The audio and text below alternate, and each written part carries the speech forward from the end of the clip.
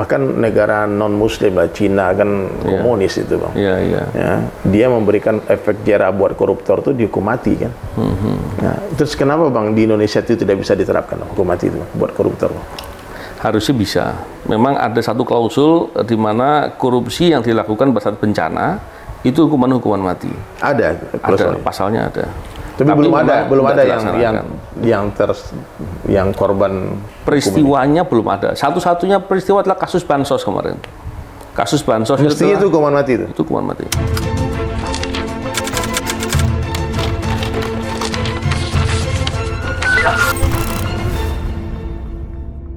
Bismillahirrahmanirrahim. Assalamualaikum warahmatullahi wabarakatuh. Salam integritas anti korupsi.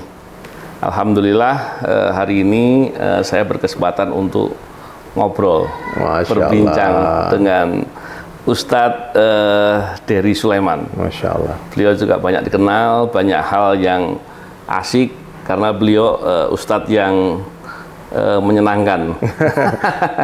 Gimana Ustadz? Apa kabar? Alhamdulillah. Sehat Ustadz ya? Bang Haji Novel. Senang bisa bertemu dengan Ustadz. Iya, Masya Allah. Saya salah satu impian saya tuh sejak mendengar cerita Bang Novel dapat musibah dulu tuh, ya Allah pengen ketemu sama orang, pengen ketemu kapan. Sekarang baru ternyata setelah berapa tahun baru sekarang ketemu. Alhamdulillah ya. Sama-sama saya juga senang ketemu sama Ustadz. Saya mendengar Ustadz sering hadir atau datang memberikan tausiah ya atau berdakwah lah di lembaga pemasyarakatan di LP ya. Di LP. Tentunya di situ kan kita lihat banyak saudara-saudara kita yang mungkin ada perbuatan-perbuatannya yang dulu pernah salah dan tentu ingin ke depan menjadi lebih baik.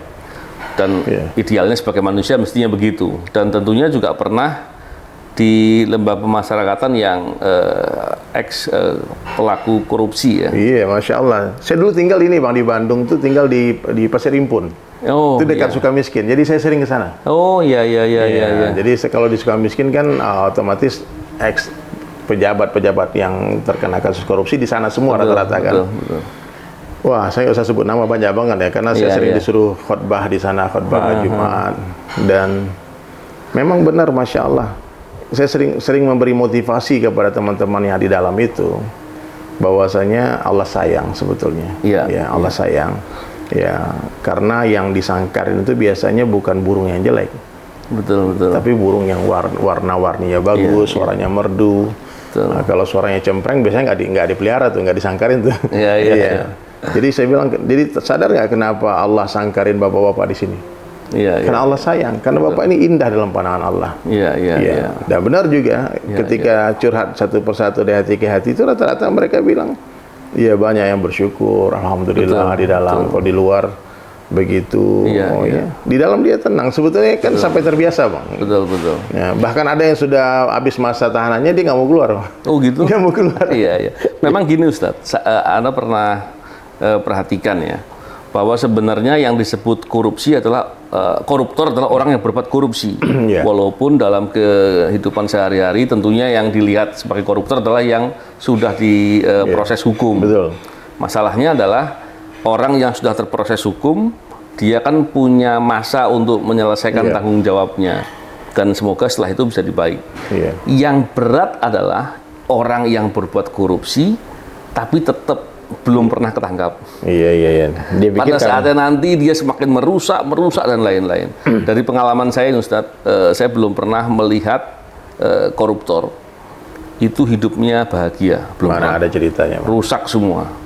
Dan di situ kemudian ini yang sering saya sampaikan kepada kawan-kawan semua para pemirsa, dan semoga itu bisa dipahami karena semua orang yang berbuat korupsi atau koruptor, mereka mendapatkan harta yang tidak benar gitu ya, harta yang haram, dan kemudian dibawa ke keluarganya rusak, dirinya rusak dan segala macam. Nah, Ustadz berikan ini dong penguat gitu.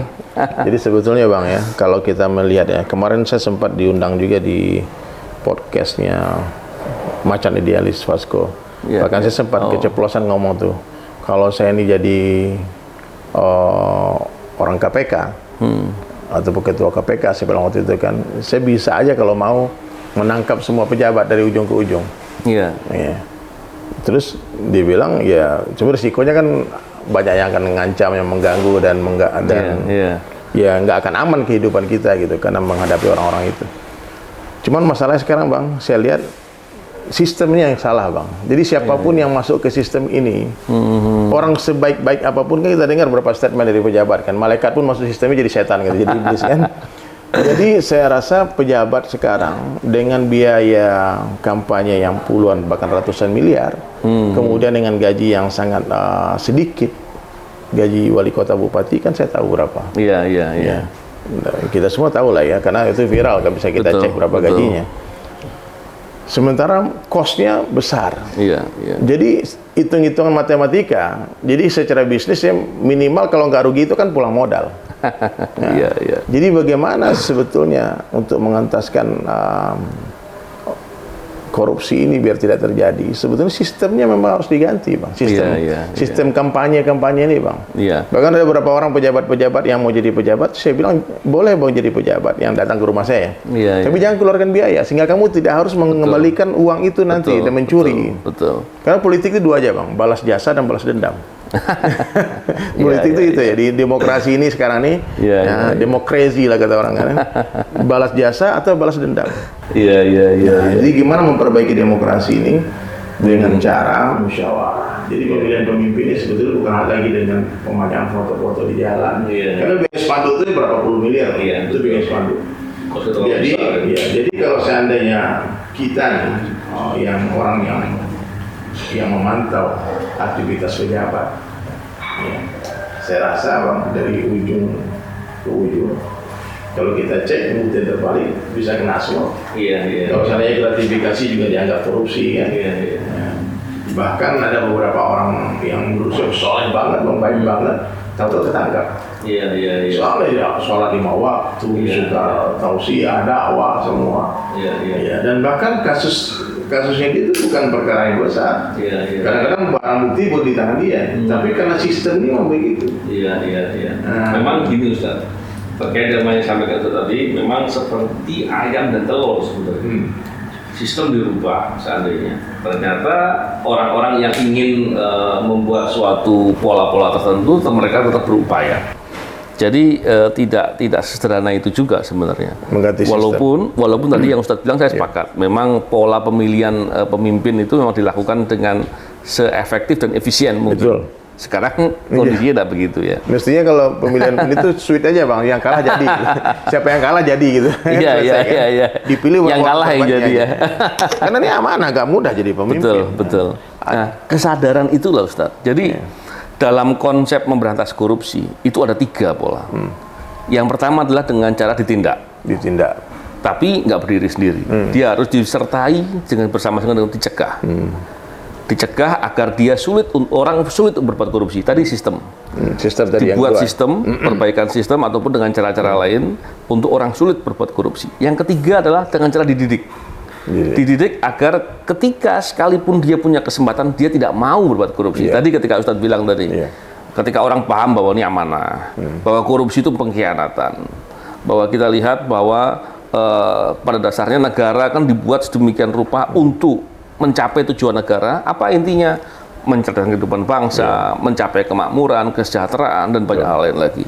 Ketika kemudian orang berbuat korupsi, dia telah menjegal atau merintangi langkah-langkah itu. Berarti apa ya? 3 ya. Pertama ditindak. Efek jerah nih ya, ditindak efek jerah. Kemudian yang kedua sistemnya dirubah, sistemnya dibuat ya. Yang ketiga dididik. SDM-nya harus dididik itu dipahamkan. Sekalipun dia punya kesempatan, dia akan bilang saya tidak mau. Kenapa? Karena pada dasarnya orang berbuat korupsi itu dia sedang menjerumuskan dirinya. Masalahnya kan orang banyak tidak ngerti. Tidak ngerti kenapa? Bisa jadi dia tidak tahu, dia berilmu tapi nggak mau beramal gitu kan Ustaz.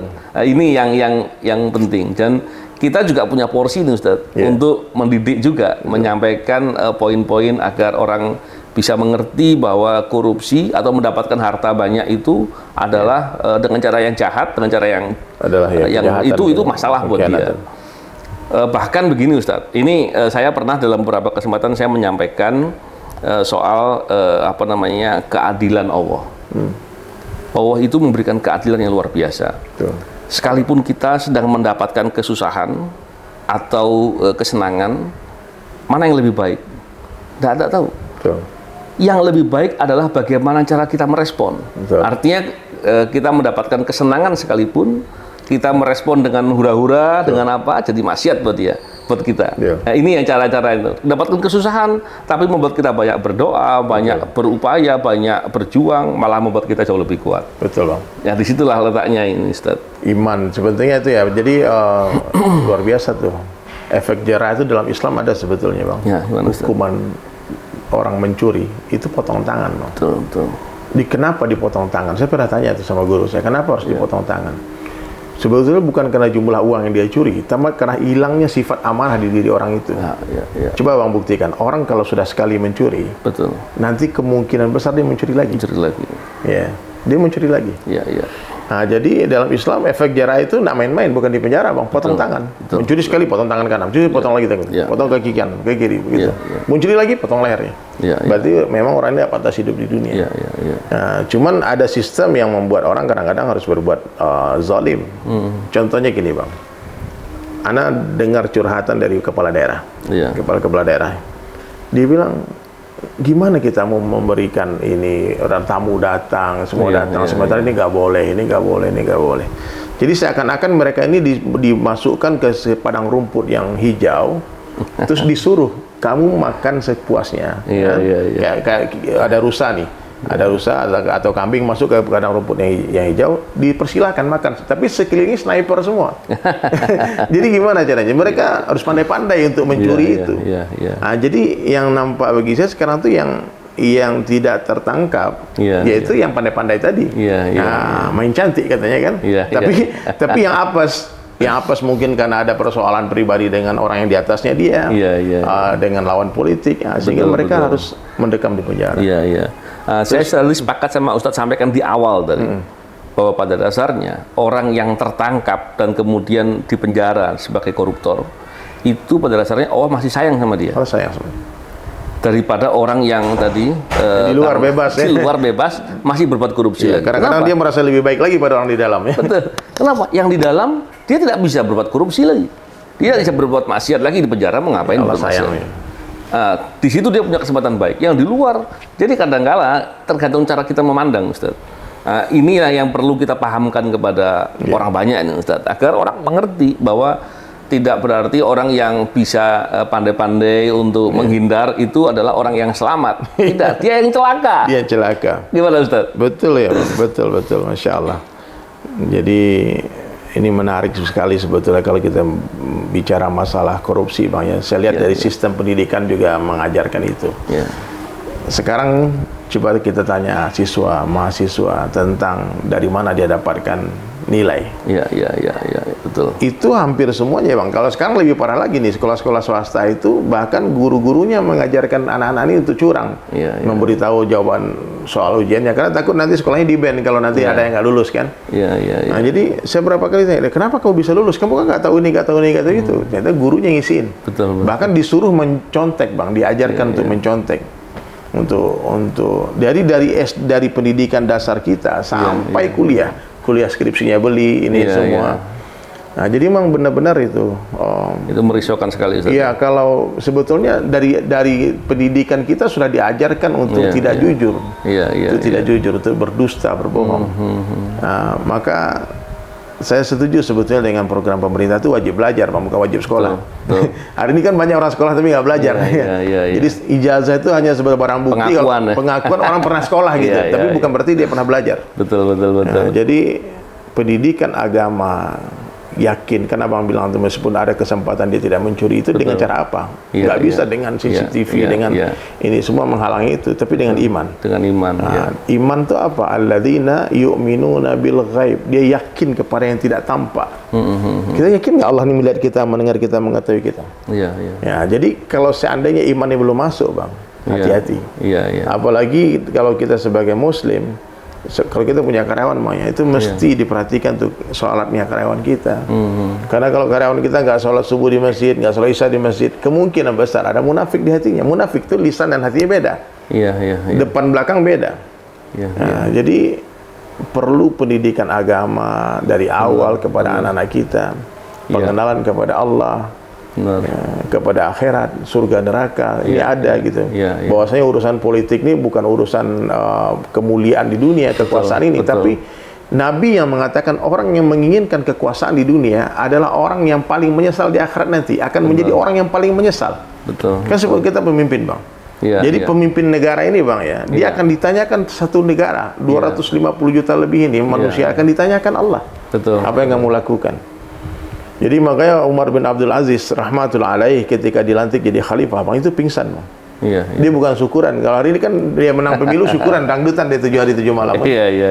Karena apa? Kacamata yang dipakai bukan kacamata akhirat tapi kacamata dunia. Dia pikir kalau dia berkuasa dia berjaya. Ini sebetulnya keyakinannya Firaun, Bang. Firaun kan udah punya kekuasaan itu dulu. Emang gini, Ustaz. Kebanyakan pejabat itu lupa bahwa dia itu bukan penguasa. Dia karyawan. Dia itu khidmat sebetulnya kan, dia pelayan umat. Khidmat, betul. Dia karyawan, dia berkhidmat untuk pengabdian. Mengabdi. Untuk kepentingan masyarakat dengan jabatan-jabatan yang dia miliki. Kalau dia pandangannya seperti itu, pastilah dia akan perbaiki sistem tadi. Gajinya dibuat yang memadai. Terus tanggung jawabnya betul-betul dipahami, disoroti. Ini yang kemudian mesti harus dilakukan. Padahal kalau kita lihat, sekali dia berbuat penyimpangan, berbuat maksiat dengan cara korupsi, maka sifat adiktif, bukan cuma narkoba aja, kejahatan pun ada adiktif. Jadi yang paling dia parah akan terus-menerus. Kecanduan uang itu yang paling parah. Lebih bahaya daripada kecanduan narkoba itu. Betul. Kecanduan uang. Berhentinya sulit sekali. Jadi mestinya kita betul-betul bisa bersyukur ketika kita sadar dan benar-benar tidak mau masuk ke area itu. Sebetulnya kita bisa nasihatin, mungkin ada yang nonton nih para pejabat ya. Kalian belajarlah dari kehidupan Sayyidina Umar bin Abdul Aziz itu. Ada satu cerita ajib itu. Jadi suatu hari datang ke Dimah, Bang. Datang ke Dimah ke kerajaan. Kata Amirul Mukminin Umar bin Abdul Aziz rahmatullah alaih, berikan harta ini kepada orang paling miskin di kerajaan. Terus kata penasihat kerajaan, Tuan, kami sudah survei dan kami tak temukan satu orang miskin pun kecuali Tuan. Jadi yang menjadi raja presiden dialah yang paling miskin. Yang paling miskin. Nah, hari ini bukan, ini baru jadi pejabat 1 tahun 2 tahun naik harta puluhan miliar, ratusan miliar kan. Dan dia membangun dinasti sehingga sana dia di sini yang kita sebut oligarki ini semua orang-orang segelintir orang yang menguasai, dan itu mengerikan, Bang. Jadi sebetulnya yang menguasai perpolitikan di Indonesia ini sebetulnya kalau saya perhatikan itu pengusaha, Bang, bukan pejabat-pejabat politikus itu. Betul. Karena untuk biaya kampanye kan ada sponsornya, Bang. Nah, nanti kalau dia nggak dikasih proyek, coba. Itu dituntut tuh uang tuh, balikin duitku. Jadi utang tuh, Bang. Nah, jadi memang harus, Bang, kita kembali kepada Allah. Yakin kalau siapa yang akan jadi raja pasti Allah naikkan. Benar. Meskipun dia bersembunyi di dalam gua, kalau Allah takdirkan dia harus jadi raja, jadi khalifah, pasti jadi. Contohnya Sayyidina Bilal bin Rabah, tak pernah kampanye, tak punya partai, tapi jadi gubernur di Damaskus. Sekarang kayak negara lah itu ya. Hari ini kita presiden lah itu. Mindset kita itu, Bang, yang harus dirubah, Bang. Sekarang kan orang bangga jadi anggota dewan, Bang. Karena dia dulu kerja tak banyak tapi tunjangan banyak, gaji besar dan sebagainya kan. Habis pun aku puluhan miliar, nanti insya Allah balik lagi lah katanya kan. Jadi selama ini tidak dirubah, Bang, 3 yang Abang bilang tadi, hukuman kepada orang yang tertangkap itu tidak diberikan seperti bahkan negara non muslim lah, Cina kan komunis itu, Bang. Dia memberikan efek jera buat koruptor itu dihukum mati kan. Nah, terus kenapa, Bang, di Indonesia itu tidak bisa diterapkan hukum mati itu buat koruptor, Bang? Harusnya bisa. Memang ada satu klausul di mana korupsi yang dilakukan pada saat bencana itu hukuman mati. Ada pasalnya ada. Tapi belum ada yang korban peristiwanya belum ada. Satu-satunya peristiwa adalah kasus bansos kemarin. Kasus bansos mestinya itu hukuman mati itu. Itu hukuman mati. Tapi prosesnya tidak dilakukan dengan mekanisme itu. Tapi bukan sekedar itu, memang banyak penanganan kasus-kasus korupsi besar yang dilakukan mestinya tidak hanya fokus menghukum orangnya saja, tapi bagaimana uang negara dikembalikan. Nah, sekarang problemnya bukan sekedar masalah hukuman, uangnya negara pun nggak ditarik kembali. Nah, ini yang seringkali membuat kita prihatin ya. Tapi terlepas dari itu semualah, kita mesti harus selalu optimis. Saya yakin Bang, saya senang dengan Ustadz yang selalu optimis. Saya yakin Bang, ini semua akan baik-baik saja setelah ini ya. Kalau benar-benar nih, mohon maaf ya, semua ulama dia berani menyampaikan yang benar. Karena ketakutan hari ini Bang, paranoid. Kita menyampaikan ini ketakutan, entah takut penjara, takut mati, takut dibunuh, takut di macam-macam. Ini zaman sekarang ini orang semua ketakutan. Mas, saya mau bikin statusnya takut Bang. Kadang-kadang tiba-tiba status kita dihapus sepihak dari sosial media kita, di take down sama mereka, tidak sesuai dengan komunitas kami.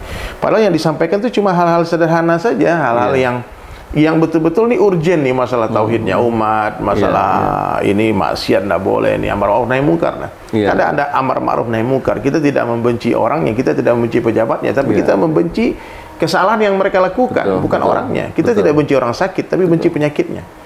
Ya, hari ini kan orang ini dia pikir kita benci sama dia, tidak. Kalau ada orang yang ulama yang mengkritik pemerintah, contohnya sekarang, dia anggap musuh, mesti dirangkul, mesti dipeluk itu ulama, disayangi, dimuliakan, didatangi, diikram gitu, bukan dimusuhi gitu. Kritik itu menunjukkan bahwa dia peduli. Dia peduli. Kalau orang benci sama kita, orang nggak mau ngomong Bang.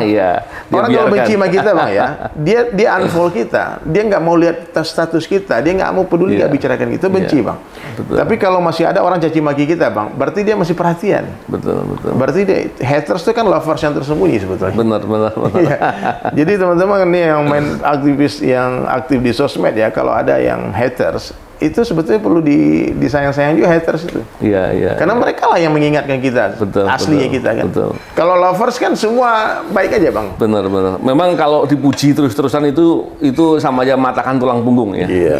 Artinya suatu hal yang jelek. Tapi kalau kemudian kita dikritik, bahkan dalam beberapa hal dibully ya. Pada dasarnya kita nggak rugi sebenarnya. Abang masih ada nggak hater sekarang di sosmed? Oh banyak. Serius ada? Aduh ya Allah. Dan saya syukuri. Apa sih salahnya Abang sebetulnya? Nggak ada orang soleh, orang baik. Saya ketika dia orang melakukan seperti itu ke saya, tentunya ke kita semua, kita akan paham bahwa pada dasarnya yang dia lakukan nggak akan merugikan saya. Yang ada dia rugi. Kenapa? Karena pahalanya dia store ke saya. Kalau habis pahalanya dia, dosa saya diambil dia. Jadi sebetulnya dia baik juga gitu. Baik juga. Walaupun kadang-kadang kita perlu nasihati agar nggak sampai nanti habis rugi. palamu. Benar. Gitu. Jadi itu wajib juga itu ya. Jadi kalau orang menggunjing kita, memfitnah kita, sebetulnya dia sedang berbuat baik sama kita ya. Betul. Jadi ketika kita harus kasih hadiah itu, kasih giveaway dia. Benar. Saya kalau seandainya memang orang-orang yang begitu itu memang niatnya untuk itu, ya kita kasih hadiah itu lebih bagus. Subhanallah, luar biasa nih Bang. Masya Allah nih, kita sambil ngabuburit ya, nunggu buka puasa. Ya Allah, hidayah ya Allah. Memang kita hidup berbatas waktu. Di SAS tuh Bang, Dunia Sementara Akhirat Selama, itu kan judul lagu saya. Benar. Dan kita mesti paham bahwa ketika kita punya kesempatan di waktu yang terbatas tadi, sebisa mungkin kita berbuat. Kalau kita masih mau menggunakan kesempatan dan waktu terbatas tadi untuk amar ma'ruf nahi munkar, kita untung. Tapi kalau hanya takut karena sesuatu ancaman yang nggak jelas dan ancaman yang menurut saya juga tidak selalu harus dikhawatirkan gitu ya, kita yang rugi sendiri. Jadi saya pikir segala kesempatan yang kita punya, lakukan yang terbaik dengan cara-cara yang baik, dengan adab yang baik, insya Allah baik. Seperti Ustadz selama ini. La ilaha illallah. Guru saya tuh ngasih tahu terakhir saya pulang kampung kemarin, dia bilang ini, Der, kalau kamu masih takut sama makhluk, berhenti jadi dai. Kalau kamu masih takut sama makhluk, masih takut masuk penjara, masih takut dibunuh, berhenti kamu jadi dai. Betul. Itu tamparan bagi saya, betul benar. Selama 2 tahun 3 tahun terakhir nih Bang, takut aja, entah jelas apa yang ditakuti juga nggak jelas kan. Apalagi dengan adanya pandemi kemarin kan satu dunia ditakut-takuti Bang. Betul. Coba bayangkan, mestinya kan Islam yang mengatur dunia, agama yang mengatur dunia, itu mestinya. Tapi kok bisa-bisanya dunia yang mengatur agama? Bahkan non Muslim, orang kafir yang mengatur Islam, mengatur cara sholat kita, mengatur cara haji kita. Dan ajibnya lagi satu dunia sami'na wa ata'na Bang. Nah ini apa masalahnya? Saya pikir-pikir ini masalah lemahnya iman Bang. Sekarang nih iman umat ini lemah. Kenapa? Iman cuma ada di kertas, iman cuma ada di lisan, iman cuma ada di telinga, di kepala kita, di otak kita, nggak masuk ke hati Bang. Iya, iya. Jadi iman kalau nggak masuk ke hati itu Bang, itu kata ulama seperti peluru yang tidak masuk ke pistol. Peluru meskipun satu kontainer tapi nggak masuk senapan. Iya. Jangankan bunuh macan, ayam pun ketawa kita lempar pakai peluru. Ngejek deh kan.